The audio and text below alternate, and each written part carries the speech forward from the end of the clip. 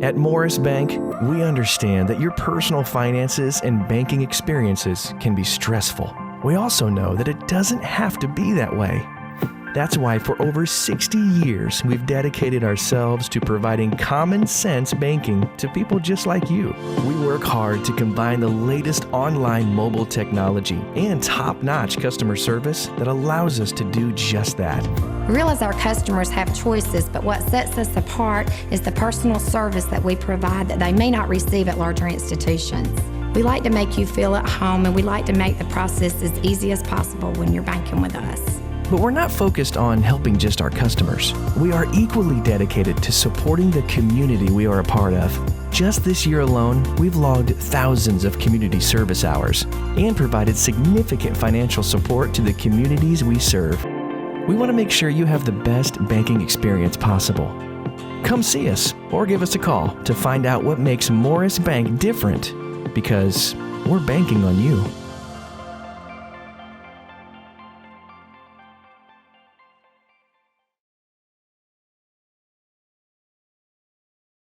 Hey, want a successful career? Start with an education that puts you front and center with hands-on experience. An education that will prepare you for opportunity in 2 years or less. An education that's fast and affordable.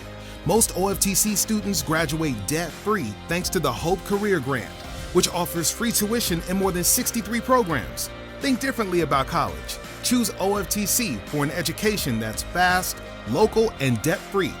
OFTC is an equal opportunity institution. All right, everyone, welcome into the studios today. Coach Nick Collins, and Coach Collins is here to talk a little bit of tennis with us, Coach. And you and Erica Holmes coached boys and girls this year in Irish tennis, didn't you? Correct. Yeah, and so we want to come in and just talk a little tennis, talk about the season. Everybody knows how things got cut short, but you know, you had about 8 matches. You were about halfway through the regular season before everything went to a naught. We were really getting to the heart of our schedule. We just completed 6 non-region matches, and we completed 2 region matches, and we were getting ready for the showdown. We were undefeated in the region.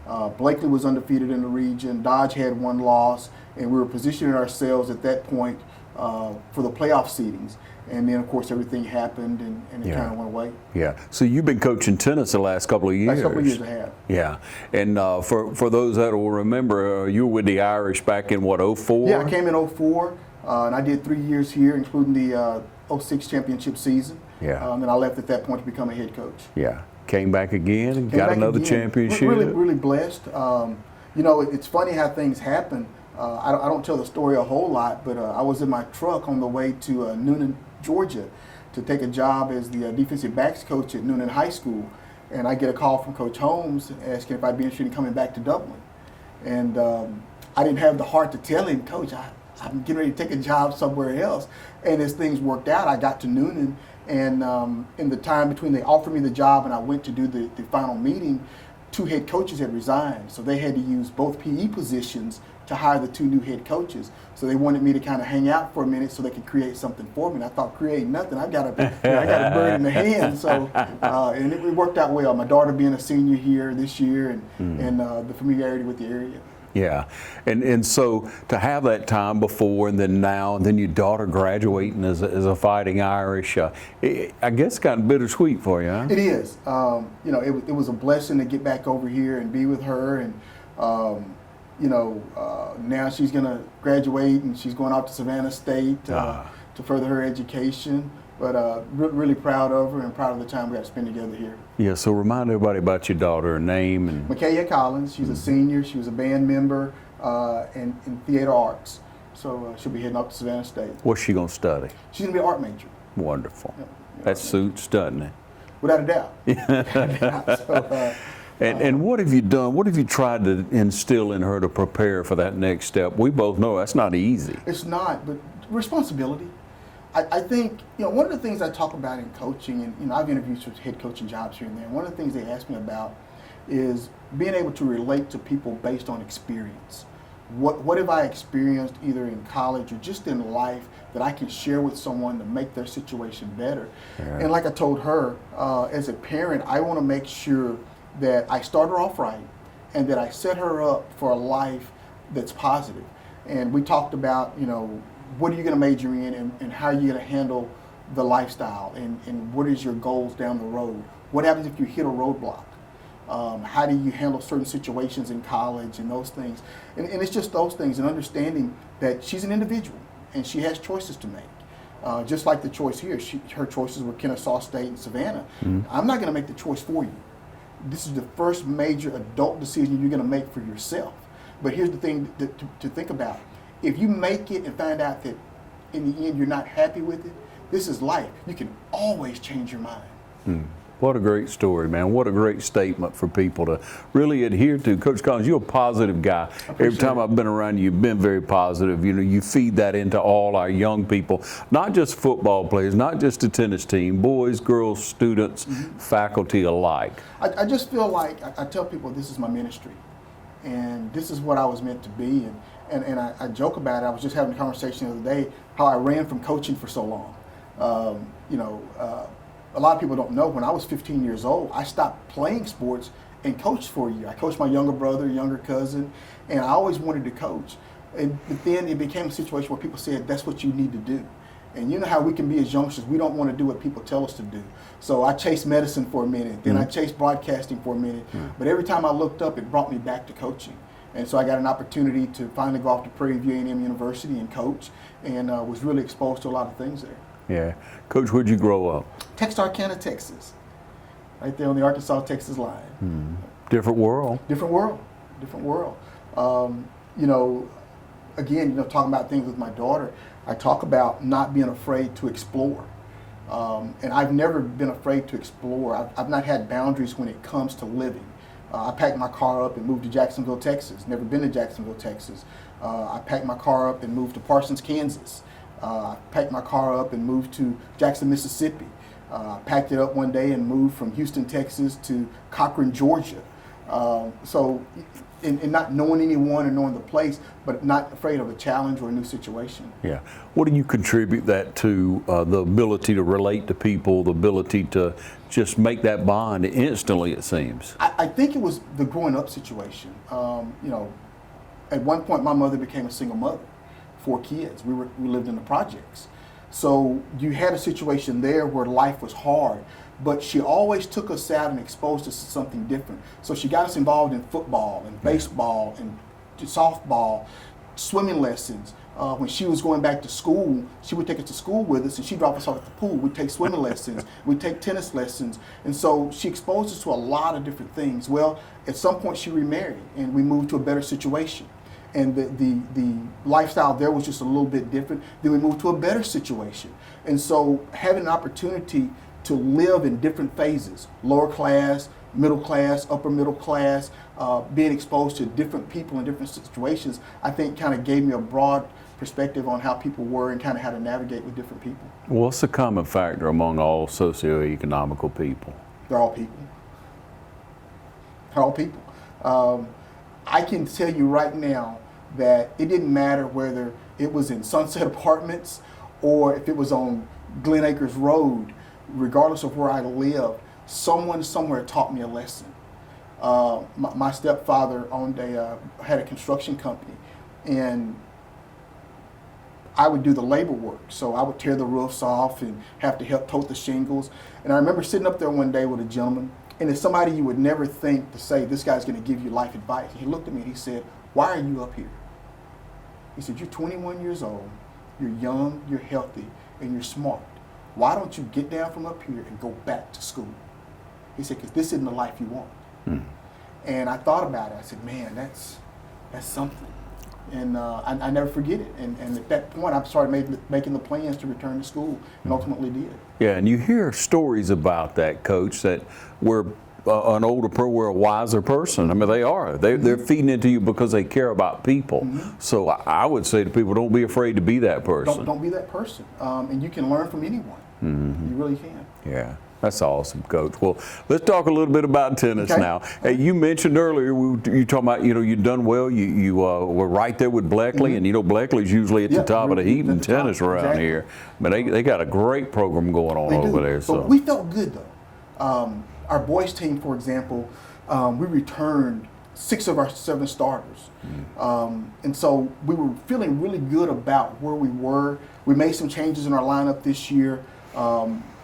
We lost Willie. Willie is one of our guys that started for us last year. Willie moved on to Kansas with his family for a better situation for his family. And so we had to make some adjustments. And Jason Lynn, who's a senior, was one of our one doubles teams that was really good. We moved Jason from doubles to 1 singles. Glenn Bolden, who had been playing the 1, slid back to 2. And it was really a strategic move for that, based on skill set or what have you. Then Quincy Howard was the 3. So we made those moves. Terrell Harris and Avery Maynard became the 1 doubles team. And those guys have been playing together for a couple of years and really, really worked well together. Etavis Floyd and Jimmy Scott became the 2nd doubles team. And so we felt real strong about what we had there. And we felt like at that point we were really able to compete and compete with Dodge and compete with Blakely. Yeah, and Coach, you know, people don't know about tennis. I don't know if it's that different than other sports. It's about positioning. It's about how smart the coach is and to put his players in the right position to help the team. Exactly. Might not always be to win at it. Exactly, but then having the players to understand, you know, Glenn Bolden could have easily said, I was the number 1 guy all year, and I'm the best guy on this team. Why am I playing number 2? Well, you know, you look at how we match up and how we match up with different people, what puts us in the best position to win. And so we got to put our people in that spot. Quincy Howard's a solid number 3 guy. Quincy's undefeated on the year at number 3. And Quincy could easily, may even be our 1 or 2 next year. So position those guys in the right place is important. Taking a guy like Etavis Floyd, who's really a singles guy and really wants to play singles, but taking him and putting him with a younger guy as a 2nd doubles team, they're undefeated as a doubles team because you've got a veteran guy that can help lead that team. Yeah, and that's what it's all about, Coach. Hey, hats off to you for the success so far. You know, a couple of years in, I'm trusting you're going to come back stronger and better next year. Well, we're expecting to. You know, we lose 2 seniors, but again, we have some guys that I think that are positioned right. You know, we're looking to bring a couple of new guys out. We lost a guy this year, Gabe Guyton, who plays football, moved on to play soccer, and he was going to play some part-time tennis before the season ended, but we're expecting to get Gabe back. Gabe will fit nicely into a 2 or 3 slot for us in singles. We've got another young man that's coming out next year that I think is going to fit really good into one of those double spots. So we're already anticipating next year. Coach, it seems like when you got an athlete that comes out to play tennis and they're going to contribute, and they say, okay, I'm going to help the team out. It seems like a lot of times you'll have their ability or skill set in tennis might not be quite that, but man, that hustle and that desire to win, you can't stop. It is. And you look at our girls program. That's what happened with our girls program. Last year we had some veteran players who decided not to play or one left the team, and we had some young ladies that come out that had never played before. And the effort that they put into learning the game and hustling and what have you, they're not great skilled tennis players, but competitors, they're outstanding competitors. Yeah, and that's what it takes a lot of times, doesn't it? You got to want to win. You got to want to win. You got to want to compete. And here's what's amazing about it, and I talked about this. I did an interview with USTA not too long ago, and I talked about the fact that we had 2 young ladies, Tabria Wilburn and her sister. You would go by on Sunday, and they're out there practicing by themselves. They never played before. Terriana never played before. Tabria never played before. But every Sunday you go by and they're out there practicing. Yeah. Or they'll call you Saturday morning, Coach, I know we're going to practice at 1, but can you get the balls out at 10? And they're out there working on the game and learning the game. Yeah. And that's all you can ask for. Yeah, how you gonna not show up with the caddy? How you gonna not gonna show up? And that's great stuff, Coach. That's why you coach. Exactly. You know, that's why you feed into young people, for those who really will reward you that way, by wanting to compete, by wanting to get better. And that makes you excited as a coach. You know, when the players are asking you, I know you have a schedule, but I have my own schedule to get better. Yeah. So I don't mind going to the school and opening it up and getting the balls out, or doing a fundraiser to get 3 or 4 high quality rackets instead of lower quality rackets, or what have you. Coach, let's run back through now. 2 seniors on the boys. 2 seniors on the boys, Jason Lynn and Terrell Harris. All right. Tell me about each one of them. Outstanding young men. Jason Lynn is our valedictorian, multi-talented, plays in the band, he's in beta, several other things. Really bright kid, really hard worker. Jason's always on time. Jason's always competitive. You You know, and again, you can come to Jason and put Jason wherever you need him, and he's a team player. It's what you really like. Jason, today I know you're used to playing one, but today I want you to go play doubles. I want this guy to play a singles match today. And it's not an issue. Jason goes, plays his doubles match, and he goes and competes. Yeah. So you're excited about that. Terrell Harris, you cannot find a better young man. I mean, you know, people say, you know, if I had a son, I want him to be like that. I don't mind to be like Terrell. Yeah. And Terrell is an awesome young man, a hard worker. He had a skill set. His skill set was probably down here when he started. His skill set's up here now because he's kind of like I talked about with the Wilburn girls. Terrell worked at his game. And we can stop practice at 5. Terrell might stay till 6 or 6:30 or 7. Right. And so, you know, he really worked hard. Football player, played quarterback, defensive end holder for us on the football team. Really, really smart, great family. And again, just an outstanding all-around young man. Mm-hmm. Thanks, Coach, for sharing that. We'll take a short break. Come back. We're going to talk about girls tennis. All right? Stay tuned.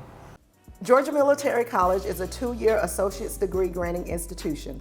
We are an open admissions college. What that means is all you need to do is have a high school diploma or a GED to get accepted into GMC. We offer several associate's degree programs, including business administration, pre-nursing, psychology, criminal justice, as well as education. We offer classes during the morning, evening, and at night. We even offer some weekend classes. We offer online classes as well as in-seat classes, whatever is convenient for you and your schedule. We are located at 200 South Jefferson Street in Dublin, Georgia. If you want a great education with small class sizes, affordable tuition, we would love to see you here. Stop by to see us or give us a call. Start here, go anywhere. Georgia Military College, Dublin campus.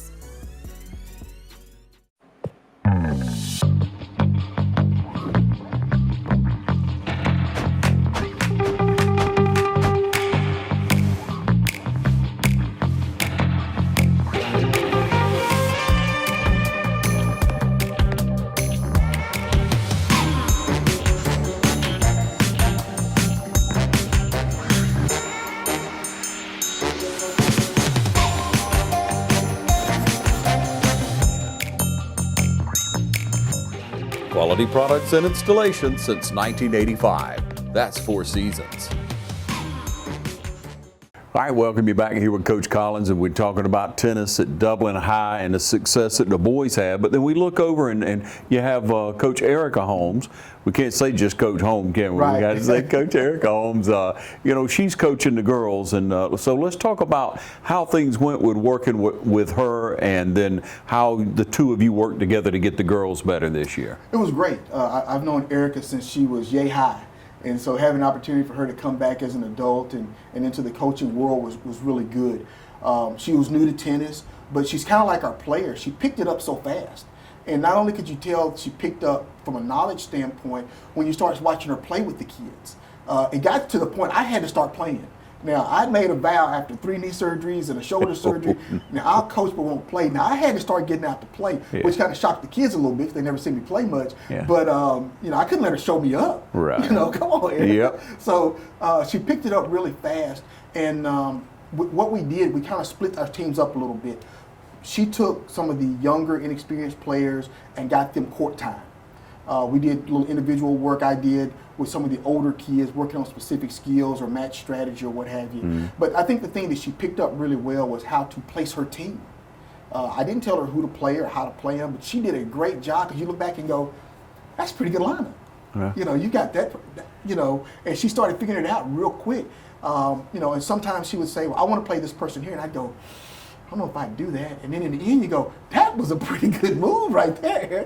Coach, that was a good move. Awesome. So it was great working with her, and I hope she's going to be back with us next year. You know, she's adding to her family. She's recently married. Yeah. And so you know, I hope she's going to be back with us next year, but she's done an outstanding job for first-year coach. Yeah. She had a couple seniors this year. You guys had She did. Piper Zellner was a 4-year participant, and Taylor Maynard, both outstanding players. When I first got here, I didn't know how we did our tennis team, but originally I wanted to coach the girls. And I wanted to coach the girls because of the girls' reputation for success. And I first heard about Those two and their competitiveness. I didn't know how competitive they really were. Now you want to talk some girls who probably go play football and be successful? Taylor Maynard and Piper Zellner, and whew, athletic and multi-talented. Taylor's our salutatorian. She's number 2 in our class. Jason was 1. She's number 2, but well-rounded. She's in the band. She was a drum major at one point. She's in Beta Club, team court. And I could just keep going with all the things that she's involved in. And just, I mean, perfect look for an athlete. She models. And I keep telling her all the time, man, if you decide you don't want to do anything else in life, you can be a model.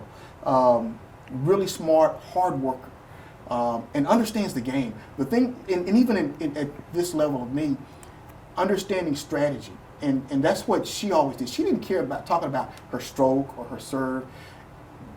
In this situation, I want to be successful here. If I have a person here and they're hitting the ball here, I need to work on this shot in this situation. When I'm serving, if I'm serving to a left-hander, I want to do it this way. Well, Taylor, I want you to stand over here. Well, Coach, I know, but if I stand here, my service, really bright tennis player, really, but she's from a tennis family. Dad's a tennis player, sister played tennis at Dublin, brother's on the team, tennis family. So you back up a little bit and go, okay, you understand the direction you want to go, so I'll just make sure you get your work and you can do that. So really super talented player. Piper Zellner, well, you talk about a mean streak. A mean streak on a tennis court, you get her upset and watch her swing that racket and hit that ball. I don't want to be on the other side trying to receive that ball. Another super talented young lady. And another one, Piper's done some modeling lately. She's been in the band. She's played volleyball. I still think she'd have been an outstanding basketball player. Beta Club, team court, just all around, really, really bright.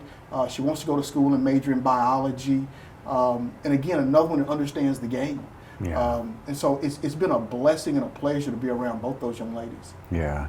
Coach, in looking at it, you know, you have a senior, you have these kids that you've been around, bright, competitive, opportunity to get to know them. That's a blessing to you, isn't it, Coach? But, but what you say to those people, or what would you say to those seniors?